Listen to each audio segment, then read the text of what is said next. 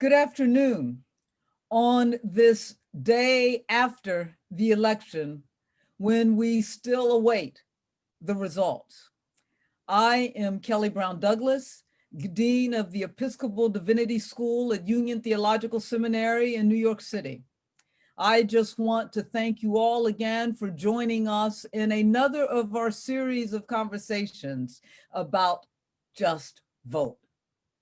Today, I am most honored to welcome to this conversation our own the Reverend Dr. Patrick Cheng, theologian and resident at St. Thomas Church on Fifth Avenue in New York City, adjunct professor at EDS at Union, and a constitutional lawyer.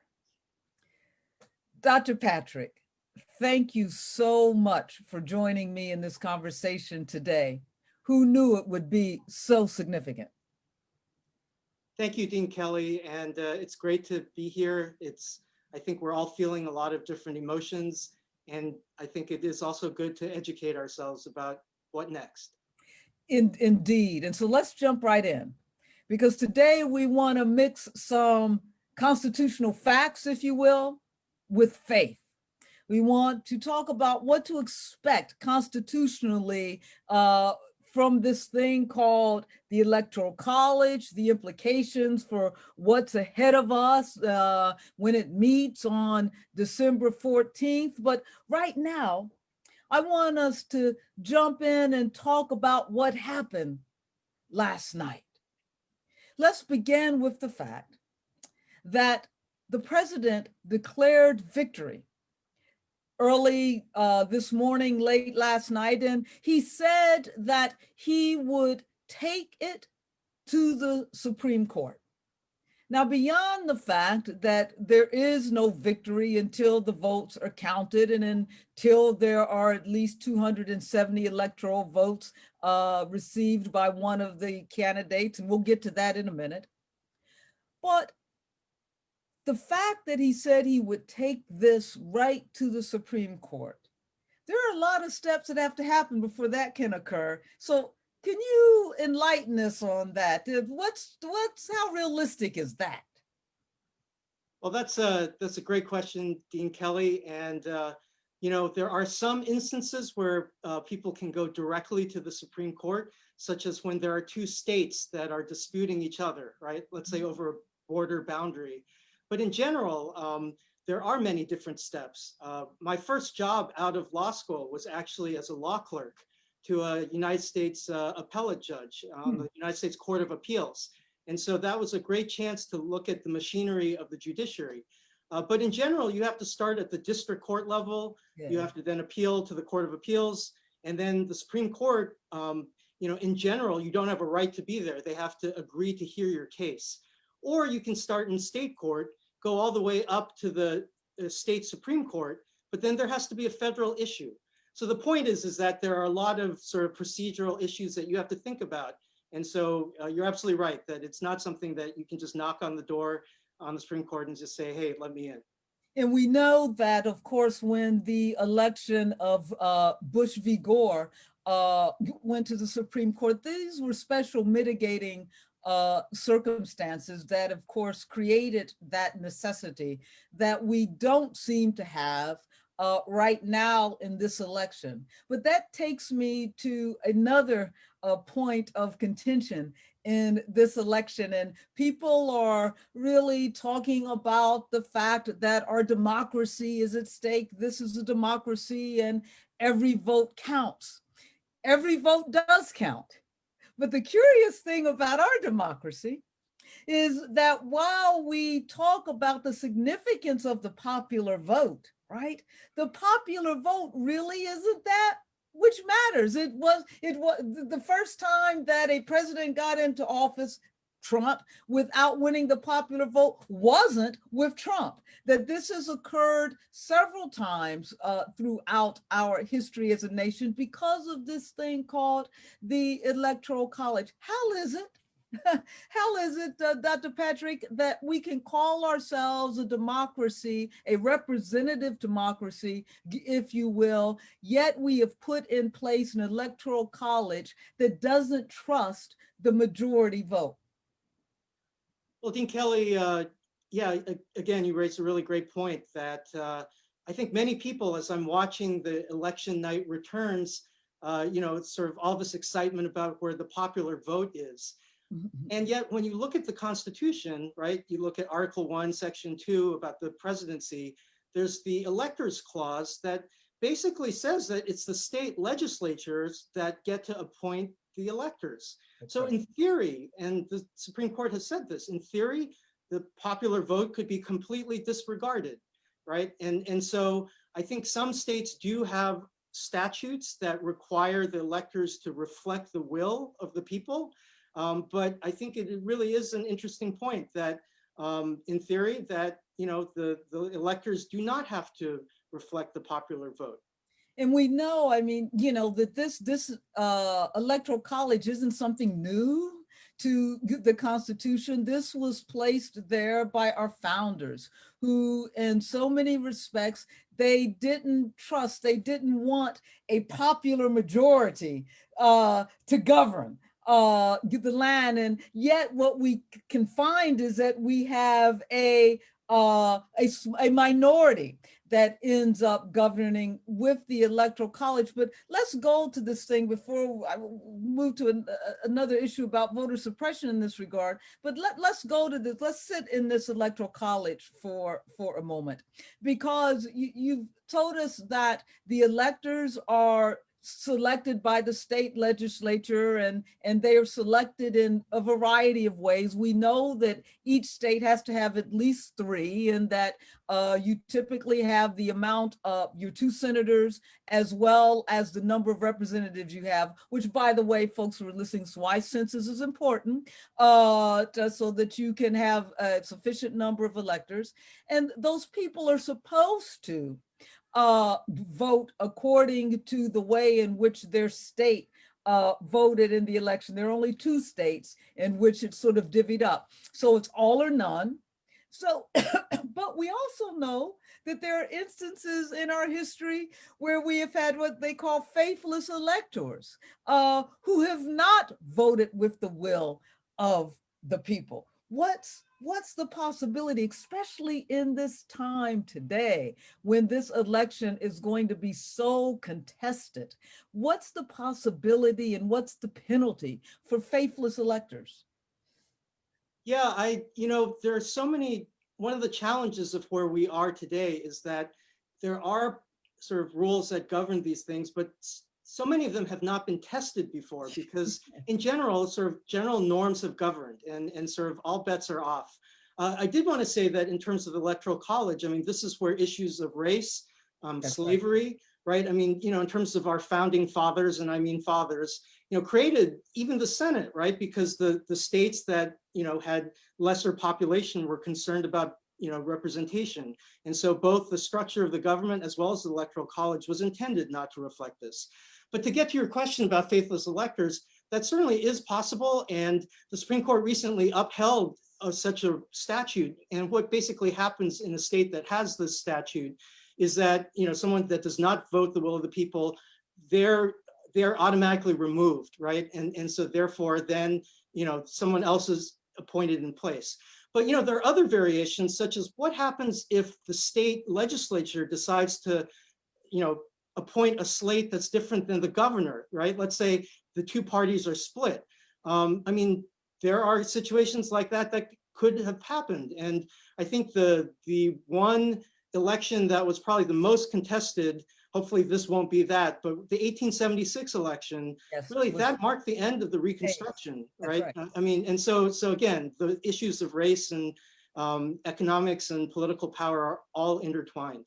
Well, I'm glad you bring that up, because yes, we know, I mean, the one that we know probably most well known in history is with Rutherford B. Hayes. And of course, as you said, that ended Reconstruction. We also know that we have some of these amendments in our Constitution, like even this thing with the Electoral College, because there was a fear when they said they didn't want the popular majority to rule. Well, there was a fear that, you know, the South, for instance, would rule. And that's why we had the 3/5 Amendment, because we had more people of color, Black people down there in the South, and they didn't want to give the South representation that they could have if they counted every Black person down there that was enslaved. So what's interesting here, as you bring this up, what we saw with post-Reconstruction and after the Reconstruction amendments of the 14th and 15th Amendment that was supposed to give African Americans not only the right to vote, but rights to citizenship. What we see even with the Electoral College are really these attempts to suppress the vote. We have been talking about voter suppression a great deal leading up to this election, and we know about voter suppression in terms of Supreme Court, in terms of Jim Crow laws, et cetera. But you're a constitutional lawyer. We can talk about the way in which the Constitution has been used and is being used perhaps now to continue to suppress the vote, even after November 3rd, even after last night. Now, certain tactics didn't work because folks came out, but now we got the Constitution. We still have a way to suppress the vote. Talk about that. Yes, what I've so appreciated about this series, and also what we've done at EDS at Union, is, Ari Berman's book, Give Us the Ballot, and showing how, sort of the Supreme Court was so important, right, in terms of the Voting Rights Act of 1965 and stripping out basically, the coverage provision, which then affected the pre-clearance provision. So, that allowed for all kinds of mischief. And we've seen that in terms of the post office and all these different tactics. But you're right that I think a really interesting point is how the, constitutional litigation itself can be a tactic for suppression, right, or disenfranchisement. And I think there are two ways. One is Bush v. Gore that you mentioned, in 2000. That remember in that case, the Florida Supreme Court had ordered a recount, and the Supreme Court actually stepped in and said, no, you can't because of equal protection, right? Their theory was that, look, the Florida Supreme Court did not have a specific sort of formula or an equal sort of protecting each vote that would differ county by county. So it had to stop, right? And they said, look, this is a one-time thing, whatever, but you're seeing this rear its head again here because, this whole thing about absentee ballots or voting by mail, it's the argument of equal protection, right? People are saying, look, if you vote by absentee ballot, you don't have the same protections as in person. Now we know statistically and empirically that's not true, but that's how you use a theory like under constitutional law, like Bush v. Gore, to try to undo these ballots, right? And then the second thing is this really interesting independent state legislature theory that has been, that was only 3 justices had raised in Bush v. Gore. You see that a lot now. That is, when you look at the Constitution, it says that the state legislature has the right to, appoint the electors. Now, some justices read that literally, legislature, meaning that just the legislature, not the governor, not the state Supreme Court. And it said that maybe 4 justices subscribe to this, and maybe Justice Barrett would also. And what that does is it allows the federal court to override a lot of state decisions. Does that make sense? So you're using constitutional doctrine to then, do away with people's votes.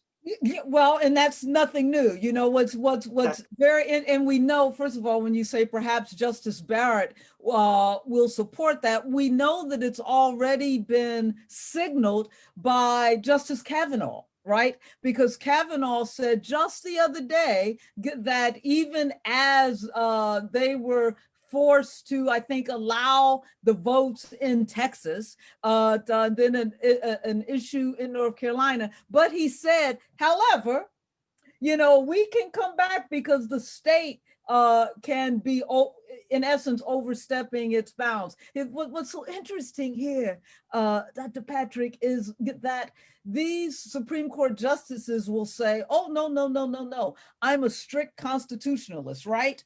That's like saying that, oh, no, no, no, no, no, no, I read the Bible objectively. What? First of all, it's not an objective document to be read literally, and we don't do these things objectively. Interpretation comes in, but beyond that, right, we decide what we're going to enforce, what amendments and how we're going to read them. So for instance, you speak about the Voter Rights Amendment and the way in which Shelby Versus Holder overturned that in 2013, right? Here's the thing, we would have never needed the Voters' Rights Amendment if the 14th and 15th Amendments were ever really enforced, right? Because those amendments tell us that if people's rights are in any way suppressed by the states, then the states are to be held accountable and penalized. And so not only were those not enforced, but now we've taken away the VRA, which tried to enforce those. So when we know that the Constitution has been politicized, when we know that various amendments in that Constitution, including the amendment that allowed for the Electoral College, are really a part of this systemic and structural, if you will, white supremacy, white racism. When we know that, this, it's mythical really when we're talking about a separation. Right now, we've lost the separation of powers between this judicial and the executive branch. What's our recourse when the Constitution itself becomes a weapon against its own people, particularly those people who are most marginalized and vulnerable? Yeah, it's such a good point.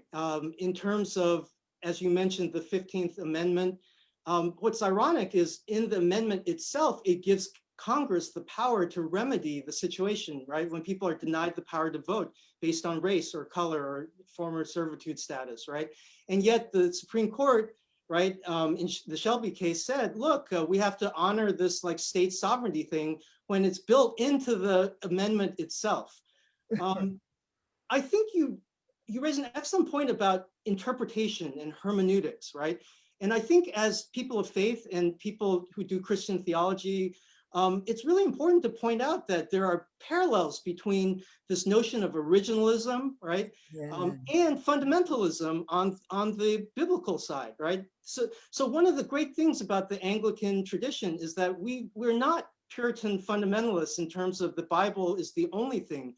We also look to tradition, right? We look to reason, we look to experience. I mean, that's Richard Hooker's point, right? That you sort of have these different sources. And I think that should not make us afraid about speaking out about constitutional law or legal issues, about interpretation. We know this, right? It's not some mysterious thing that's only a few select people have. We understand how we read something and how language can be used in a way that can narrow rights or expand them. And so I think as people of faith, we have to educate ourselves and also be confident that we can sort of say, no, that's not how you read things. The world changes and there are different ways in terms of looking at that. But I think it requires that notion of not deferring interpretation to a select few. Does that make sense? Yeah, oh yeah, makes perfect sense. Thank you. And I want to return to this role in the for people of faith in a minute. And I like that you say we even have a role in this. And we need to use our voice to say, wait a minute. We know, common sense, first of all, but we know that this isn't the way it functions. And what's also interesting to me, even as you talk about the ways in which the 15th Amendment has not really been followed or enacted, is that even as we will see the Constitution again perhaps come into play in attempts to suppress the vote and suppress mail-in ballots, here's what we know, as was the case in Bush v. Gore, that the majority of ballots that are suppressed are the ballots of African Americans. And Bush v. Gore, most of the ballots that were discounted were African American ballots. We have this long history, starting from the implementation of the Electoral College to today, because the votes that they're trying to suppress again are these votes that are probably going to be coming in from like Detroit and Atlanta, and we know who's there. And so this long history of baked into our Constitution this is what we're talking about when we talk about white supremacy. Then how, and so the role of the faith community in helping us to overcome that. But before we get there, I want to get in the weeds just one more time a little bit, and then we'll return to that before we run out of time. Electoral College. We've got 538 electors, an even number. Like, who does that? Because That's right. Because, right, you know, you can end up in a tie. I mean, even in Christianity, the good Lord had enough sense to be a Trinity. And so you could end up in a tie. And that has happened. You know, with Thomas Jefferson and Boer, it just got very messy. It doesn't look like we'll end up in a tie here, but we know that we're functioning in strange and corrupt times. What happens if we end up in a tie? Yeah, I mean, nothing after this year, nothing surprises me. So Right. it doesn't look like that's the case, but you're right. I mean, this is what I was talking about there are mechanisms in place. The 12th Amendment was adopted right after the Jefferson birthing. All of us who are Hamilton fans, realized that, that was a tie. And before they would not vote for the president and vice president separately. They would, the runner-up would be vice president, right? So that's where they got a tie. And so things were enacted after the Hayes and Tilden election. There were other sort of legislative things. But I think what's really interesting, not only a tie, but there could be sort of a situation where neither has the majority, right? And so in which case, there are then provisions that say that, look, the House of Representatives then elects the president, but each state only has one vote. So you could have all these, sort of delegations or all these representatives, but they're all boiled down to one vote. So there are a lot of complicated things, but again, it's rarely been tested because usually people, have not pushed the boundaries in ways that things have been today. Well, we see today, and that brings us to, we've heard the facts. So let's get to the faith as our time is running out here. It's, oh my goodness, so quickly. But push the boundaries. And that's what we've been sort of talking about all through here.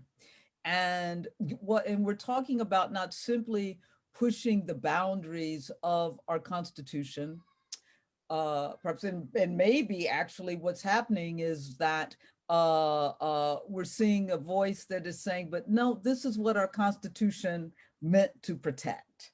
And so trying to protect this sort of, if you will, white supremacist foundation. But it's pushing the boundaries of our moral compass, if you will. It's pushing the boundaries of our better angels. Because I always say, all right, even if we had this we did have this white supremacist foundation, somehow those four founding fathers who gave birth to this white supremacist kind of reality also gave birth to another vision. I mean, that's the irony, that they gave birth as well to another vision. What's the role of faith leaders, of moral leaders, and presumably those are faith leaders? What's the role of faith leaders in such a time as this? And I mean, like right now. We have someone like Mayor de Blasio says, faith leaders are supposed to stay out of it. What's the role? Yeah, I think there are a number of things. I had the privilege of listening in on your talk and those of others at Union earlier today. And I think one powerful thing is, from a pastoral perspective, just to acknowledge the feelings that people in our congregations and communities are feeling, right? I think it's so powerful to say, yeah, I felt afraid, I'm grieving, I'm angry. I think just to acknowledge that, but also just sort of the theological virtues of faith, hope, and love, right? Just to constantly, not give up hope, not give up faith, and not give up love. But more importantly, I think both ethically and theologically, I think it's important to keep on coming back to what we believe in terms of, if we believe in the doctrine of creation and that we're all made in the image and likeness of God, we are all made in imago Dei, right? Then we need to emphasize that, in doctrinal terms. You talked about original sin and sort of the way in which white supremacy, original sin is such a wonderful way of saying that it is passed on from generation to generation, and we need God's grace to help us break through that, right? We can't do it alone. Right. And, when Jesus teaches about sort of the least among us, right? In Matthew, and just, who are the ones, the preferential option for the poor, what our shared advisor, Dr. Cohn, it's just, there's so much that sort of religious leaders and people of faith, even within just the Christian tradition, can affirm. And I think it's really important that we continue to use theological and ethical language to show the deep roots of what is just, what is right, and getting on the ark.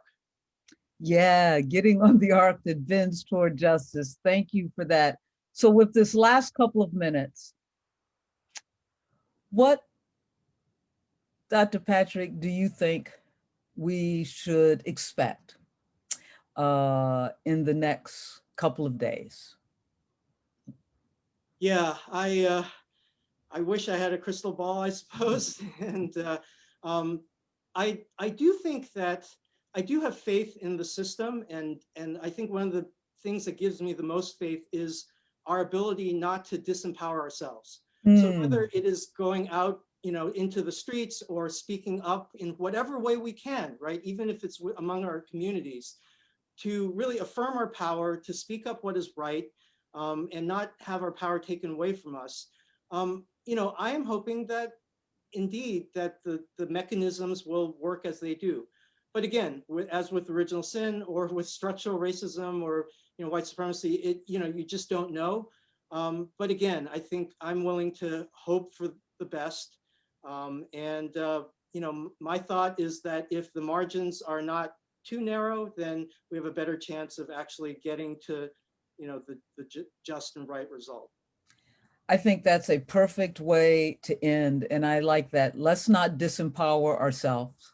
Let's speak up and show up in the ways in which we are called to do. Thank you so very much, Reverend Dr. Patrick Cheng, for your wisdom. And I thank you even more for your witness. I thank you all who are listening, and I say keep the faith and hear the words of Dr. Cheng. Let's not disempower ourselves, but let's continue to show up and to speak up. Thank you. Thank you, Dean Kelly. Wonderful to be here. And thank you for all that you do.